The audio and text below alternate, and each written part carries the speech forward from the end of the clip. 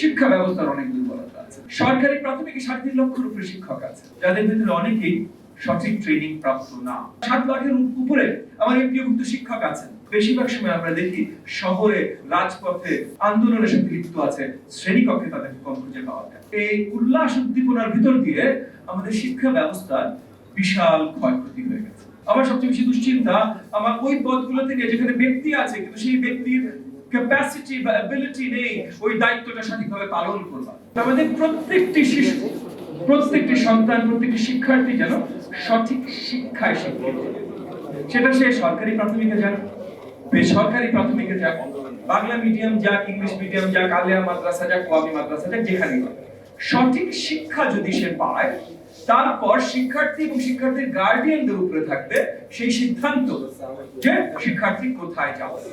এক জায়গায় কম যাচ্ছে বলে ওখানে আমি আমার রিসোর্স বাড়িয়ে দেব, আর এক জায়গায় বেশি যাচ্ছে বলে আমার রিসোর্স কমিয়ে দেব, এটা আসলে সরকারের দায়িত্ব বা সরকারের কাজ হতে পারে। তবে সব জায়গায় যেন স্ট্যান্ডার্ডটা সঠিকভাবে নিয়ন্ত্রিত হয়, মিনিমাম যেটা সঠিক এডুকেশন পাওয়ার কথা সেটা পেয়ে যেন বের হয়, এটা নিশ্চিত করা সরকারের দায়িত্ব। সেই জায়গায় এই মুহূর্তে আমরা খুব ভালোভাবে করতে পারছি না। এই মুহূর্তে আপনাদের সামনে ওপেনলি সত্যি কথাই বলছি, এই মুহূর্তে আমাদের অনেক দুর্বলতা আছে, শিক্ষা ব্যবস্থার অনেক দুর্বলতা আছে।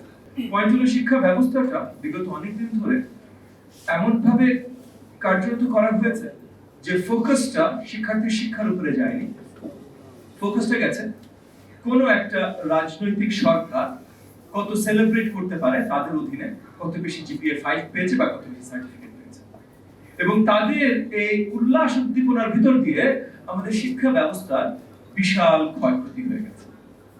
এই মুহূর্তে আমরা যে জায়গায় আছি, ক্ষত বিক্ষত একটা শিক্ষা ব্যবস্থা নিয়ে আমরা আছি, এবং আমরা দায়িত্ব নিয়েছি, মাননীয় প্রধানমন্ত্রী জনাব তারেক রহমান দায়িত্ব নিয়েছেন এবং আমাদেরকে দায়িত্ব দিয়েছেন এই ক্ষত বিক্ষত শিক্ষা ব্যবস্থাকে আবার বলিষ্ঠ শক্তিশালী শিক্ষা ব্যবস্থায় পরিণত, সেটা নিয়ে আমরা কাজ করছি।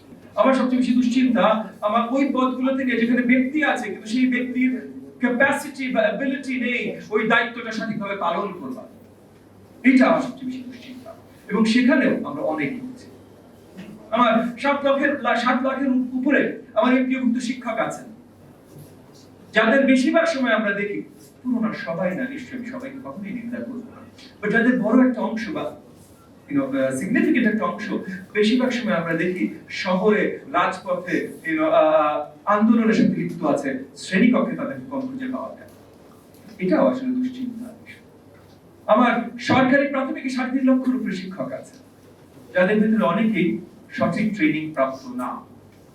তো ওই যে খালি পদ ভরা যাবে ভাই, আমি নতুন নিয়োগ দিব, চেক করে নিয়োগ দিব সঠিক ডিগ্রি আছে নাকি, সবকিছু আছে নাকি, এটা বড় মাথা ব্যথা না। বড় মাথা ব্যথা হলো যে ইতিমধ্যে চাকরিটা আছে কিন্তু সে সঠিকভাবে করতে পারছে না, তাহলে সে আসলে সঠিক নিয়োগ নেই বলে করতে পারছে না, নাকি সঠিক টুলস গুলো, রিসোর্সেস গুলো নেই বলে করতে পারছে না, নাকি নিয়ম এবং টুলস দুইটারই অভাব। এইখানে আবার আমার নতুন মানদণ্ড সৃষ্টি করতে হবে, আমার নতুন ভাবে মেজার করতে জানতে হবে। এগুলো হলো আমাদের অনেকগুলো ডিফিকাল্ট। তবে ওই যে আজকে আধুনিক শিক্ষা ব্যবস্থা তৈরি করার কি কাজ আমরা করছি, অনেক কিছু করছি। আমাদের সরকার মাননীয় প্রধানমন্ত্রী জনাব তারেক রহমানের অধীনে দায়িত্ব নিয়ে কাজ করছে যেন কোন শিক্ষার্থী, আমাদের কোন শিশু সন্তান শ্রেণীকক্ষের বাহিরে না থাকে। আমরা জানি ইতিমধ্যে আমরা অনেক কাজ করে এটা সম্বন্ধে আরো ওয়াকিফ হয়েছি কি কি কারণগুলোর জন্য আমাদের শিক্ষার্থীরা, আমাদের শিশুরা শ্রেণীকক্ষের বাইরে থেকে থাকে। তো সেই প্রবলেমগুলো সলভ করবার জন্য বা অ্যাড্রেস করবার জন্য আমরা ইতিমধ্যে অনেক বড় বড় কর্মসূচি হাতে নিয়েছি। প্রত্যেকটি সরকারি প্রাথমিক শিক্ষার্থী প্রতিদিন পুষ্টিকর একবেলা খাদ্য পাবে, সেটার পাইলটিং এখন চলছে।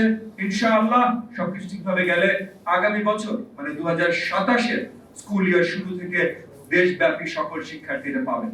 আর যদি সবকিছু ঠিকমতো না যায় তাহলে আমরা আরেকটু এক্সপেরিমেন্ট করব, আরেকটু পাইলটিং করব।